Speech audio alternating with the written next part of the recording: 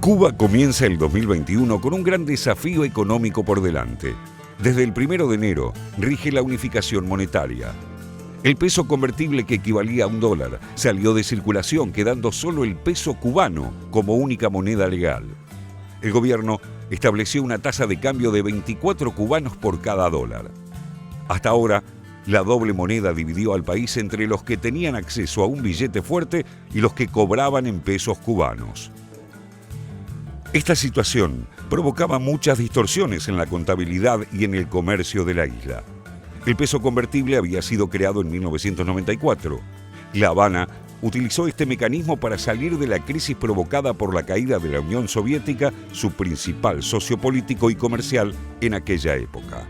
Están creadas las condiciones que permiten anunciar el inicio de la tarea a partir del 1 de enero de 2021 con una tasa de cambio única de 24 pesos cubanos por $1.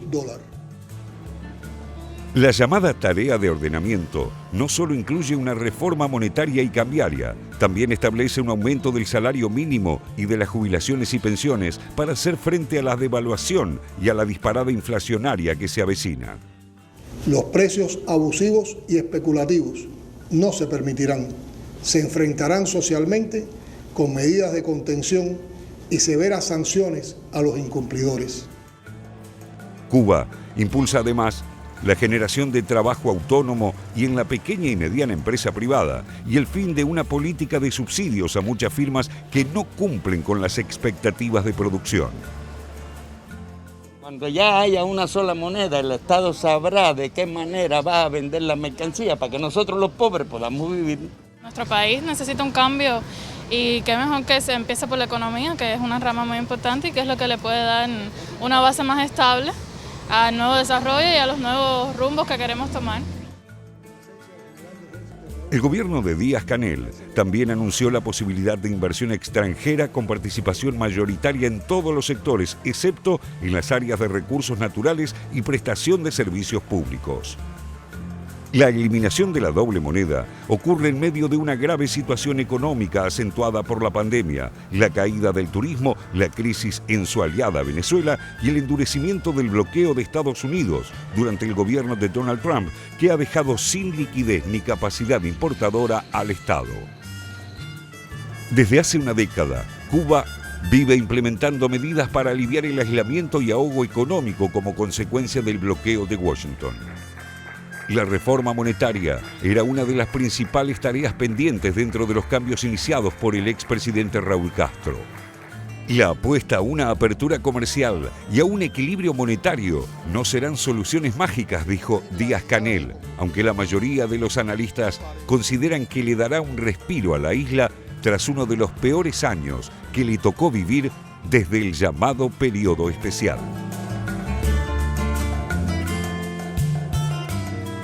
Decíamos con Ayelén que fuera del aire, decíamos que con las devaluaciones uno sabe cómo empieza, pero nunca sabe exactamente cómo van a terminar. El presidente cubano está diciendo que va a pasar de 1 a 24, pero las devaluaciones después la sociedad actúa sobre ellas, opera los actores económicos, las empresas, incluso en lugares donde hay una economía muy centralizada en el Estado, puede haber una escalada de precios, puede haber una devaluación no prevista, puede acentuarse el mercado negro, puede que empiece a circular, si el peso cubano se debilita, una otra moneda, quizás el dólar, ¿no? José, están calculando entre un 150% y un 300% de inflación. De 3 a 18 meses deberían terminar de controlarlo ahí. Sí.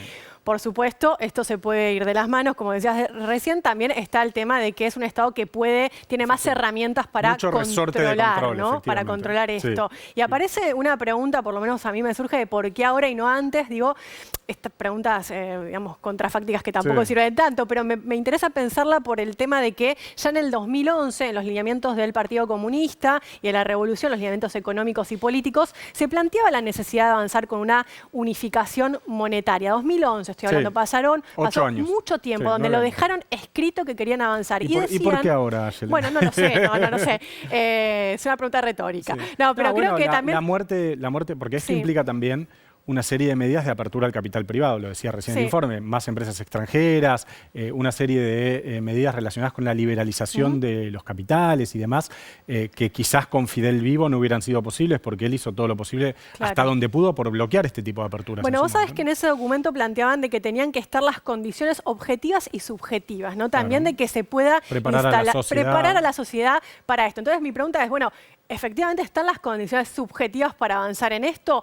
¿O en verdad también hay un factor central que jugó en todo esto, que es, por ejemplo, la presión de un año de pandemia, de un año de desastre económico para todo el mundo, ¿no? Pero también para Cuba, donde una contracción de la economía, una caída del Producto Bruto Interno del 11%, terrible. Entonces digo, también hay un contexto donde, bueno, si no es ahora, ¿cuándo lo hacemos? ¿No? Me parece que puede ser oportuno también lo este del contexto. Está bien pensarlo, porque uno dice, Cuba sufre como todos los países del mundo que sufren la retracción y el parate obligado por la pandemia, pero lo sufre más. Lo sufre más, ¿por qué? Porque la principal actividad de Cuba es el turismo, efectivamente. Entonces el turismo está virtualmente cerrado. No hay turismo interno en Cuba, hay muy poco turismo interno en Cuba, porque es algo muy limitado a algunos pequeños sectores que tienen recursos. La crisis de Venezuela, que es una crisis que tiene muchos años, pero que también afectó mucho a Cuba. Recordemos, Cuba vivió subsidiadamente la Unión Soviética después de la Revolución y en los últimos 20 años el chavismo ha hecho mucho por ayudar a Cuba, sobre todo en materia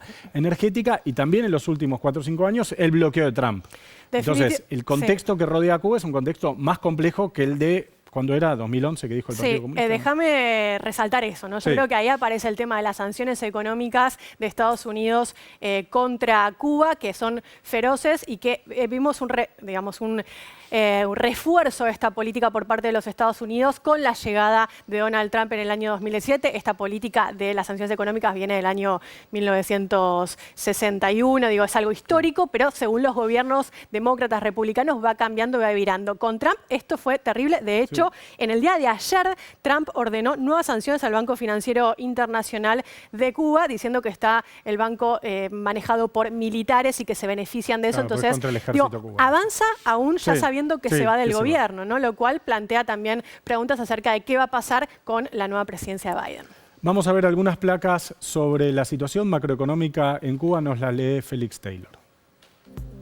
Los indicadores económicos, el PBI, 100.023 millones. La tasa de desempleo alcanza el 1,59%, la tasa de inflación el 5,5% y el índice de pobreza no se mide por los derechos de la salud, a la educación, cultura y deportes subsidiados.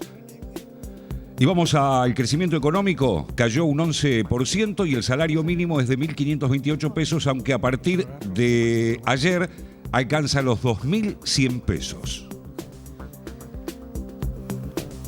Vamos a seguir analizando la cuestión de la unificación monetaria en Cuba después de la pausa con un especialista. En Cuba a mí hay un punto que me interesa mucho, que es uno de los efectos no buscados obviamente, pero más perjudiciales del bimonetarismo en Cuba, que es la ruptura de la relación entre educación e ingresos. ¿Qué quiero decir con esto? El maletero de un hotel con acceso a propinas ganaba 10 veces más que un médico neurocirujano del Hospital Nacional de La Habana. Entonces, que es algo muy básico para organizar la sociedad, que cuanto más te educas, más ingresos deberías obtener, sobre todo en un país que ha hecho de la educación pública, o de la educación universal, digamos, todo es público en Cuba o casi todo, uno de los ejes de la construcción de una conciencia revolucionaria en el pueblo, por decirlo, según la tecnojerga cubana. Digamos. Entonces, que esto se haya roto, fue uno de los efectos más perjudiciales, me parece, del bimonetarismo que hubo tanto tiempo en Cuba, ¿no? Sí, aparece también, hablando un poco de todo esto, digo, del tema de, porque mencionabas recién la formación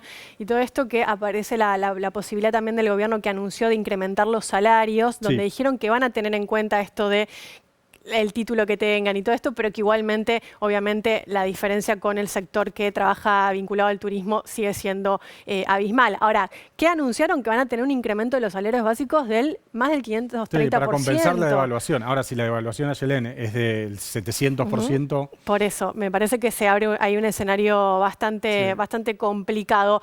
Pero, bueno, lo vamos a estar igualmente analizando en breve también con un especialista sobre el tema. No sé si querés agregar algo más. No, yo estoy, si querés podemos pasar a la página que sigue.